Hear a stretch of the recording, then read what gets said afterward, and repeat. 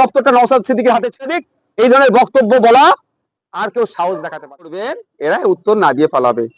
মণিপুর কি ইন্ডিয়ার বাইরে নাকি? যেভাবে বাংলাদেশকে নিয়ে বলছে, বলা অবশ্যই দরকার। অন্যায়ের বিরুদ্ধে আমরা ছিলাম, আছি, থাকবো। আমরাও বাংলাদেশের বিষয়ে বাংলাদেশের সংখ্যালঘু হিন্দুদের পাশে আমরা, সারা পৃথিবীর সংখ্যালঘুদের পাশে আমরা থাকবো। কিন্তু যেভাবে করছে, মণিপুর নিয়ে যদি 10 মিনিট এটা করতো, হয়তো 2 বছরে প্রায় 400 জন খুন হয়েছে, 50,000-এর অধিক মানুষ ঘর ছাড়া হয়েছে, প্রায় 2000 বাড়ি পুড়িয়ে দিয়েছে, ধর্মের স্থান গির্জা থেকে শুরু করে বিভিন্ন ধর্মের স্থান আক্রান্ত হয়েছে, সেই নিয়ে কোনো কথা নাই। উত্তরপ্রদেশে সংখ্যালঘু মুসলমানদের উপরে দমন পীড়ন চলছে। খাজা হুজুরের মাজার শরীফকে দিয়েও এরা নোংরামি করতে ছাড়ছে না। এরা দিল্লির জমা মসজিদকে নোংরামি করতে চাইছে না, ছাড়ছে না। এখানে কোনো কথা নেই তো। ওখানে তো সংখ্যালঘুদের উপর আক্রমণ হচ্ছে, সংখ্যালঘুদের ভাবাবেগ আক্রমণ হচ্ছে, সংখ্যালঘুদের ভালোবাসার জায়গার উপর আক্রমণ হচ্ছে। এদের কথা বলতে দেখেছেন? এরা শুধুমাত্র ভোট আর নোটকে ভালোবাসে।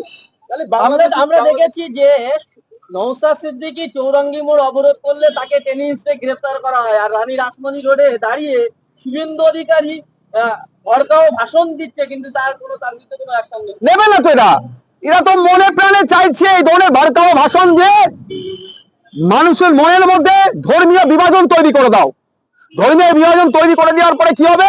তৃণমূল 90 আসরে কিছু মৌলী সাহেব ইমামকে ভাড়া করে যে মমতা ব্যানার্জি আমাদেরকে বাঁচিয়ে নেবে, ভোটটা আমাকে দাও, আর বিজেপিকে বিজেপির ভোটটা করিয়ে দাও। এই তো দেখছি এদের তো একের পর একটা এই ধরনের মন্তব্য করে যাচ্ছে। এদের বিরুদ্ধে কঠোর ব্যবস্থা নেওয়া দরকার।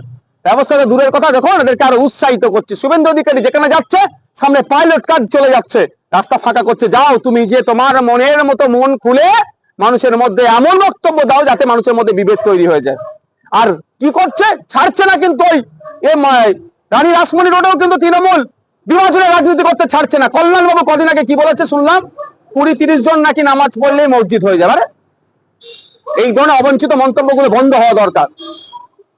আপনি কি মনে করেন শুভেন্দু অধিকারী গ্রেফতার করা উচিত?